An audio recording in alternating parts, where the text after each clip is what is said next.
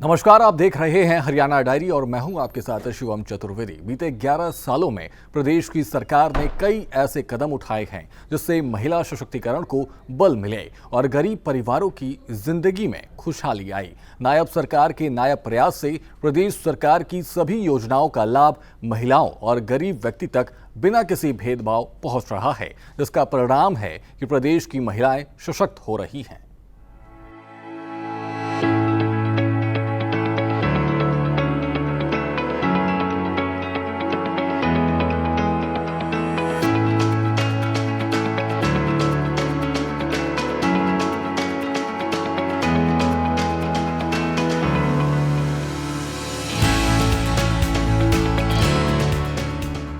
कहते हैं जिस परिवार समाज में महिलाएं सशक्त होती है वहां उन्नति और खुशहाली जल्दी आती है।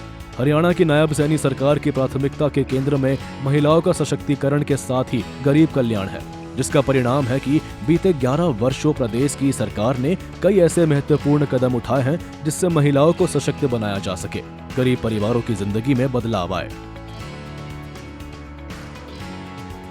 आदरणीय भाइयों बहनों, हम सब जानते हैं कि हमारे समाज में महिलाएं इसकी धुरी हैं।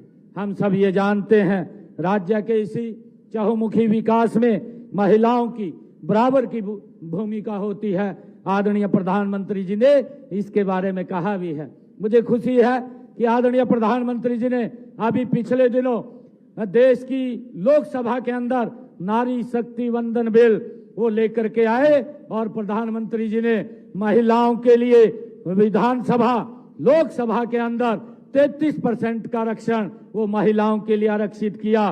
पहली बार किया देश की आजादी के बाद, और मोदी जी ने कहा कि महिलाओं की इस देश के विकास के अंदर महत्वपूर्ण भूमिका वो होगी और इसका लाभ हमारी बहनों को मिलेगा। हमने हरियाणा के अंदर 50% से ज्यादा पंचायतों के अंदर, जिला परिषद के अंदर या ब्लॉक समिति के अंदर हमने उसका प्रावधान किया हुआ है और इसी के चलते आज हरियाणा की गिनती देश के सर्वाधिक जो प्रगतिशील राज्य है उसके अंदर होती है।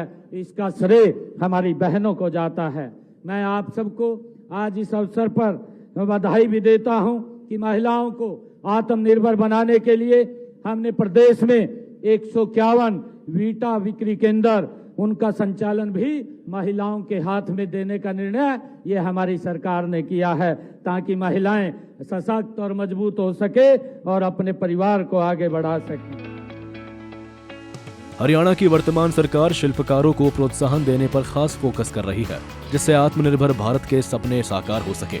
मुख्यमंत्री ने कहा कि हमें अपने शिल्पकारों पर गर्व होना चाहिए और हमें अपने शिल्पकारों द्वारा बनाए गए उत्पादों को ही ज्यादा से ज्यादा खरीदना चाहिए। सबको आज इस अवसर पर बधाई भी देता हूं कि महिलाओं को आत्मनिर्भर बनाने के लिए हमने प्रदेश में 151 वीटा बिक्री केंद्र उनका संचालन भी महिलाओं के हाथ में देने का निर्णय ये हमारी सरकार ने किया है, ताकि महिलाएं सशक्त और मजबूत हो सके और अपने परिवार को आगे बढ़ा सकें। आदरणीय भाइयों और बहनों, सरसाजीविका मेला शिल्पकारों और खरीदारों का एक मंच पर लाने के साथ साथ देश की आर्थिक निर्भरता, आत्मनिर्भरता में भी ये महत्वपूर्ण योगदान देता है। हम सबको अपने शिल्पकारों द्वारा बनाई गई वस्तुओं पर गर्व होना चाहिए। जो हमारे शिल्पकार जो अपने हाथ से कोई भी सामान बनाते हैं, हमें उसके ऊपर गर्व करना चाहिए और उन द्वारा बनाए गए उत्पादों को ही हमने प्राथमिकता देनी चाहिए।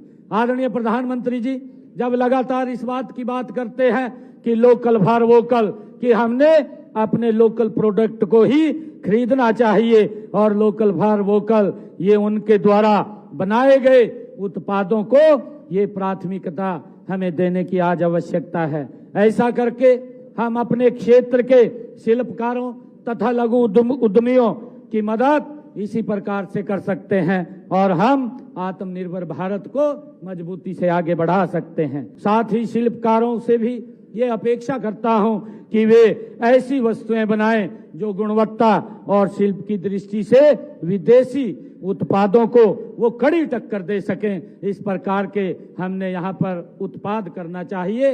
मैं आप सबको बहुत बहुत बधाई और शुभकामनाएं देता हूँ। इन्हीं शब्दों के साथ आप सबका धन्यवाद।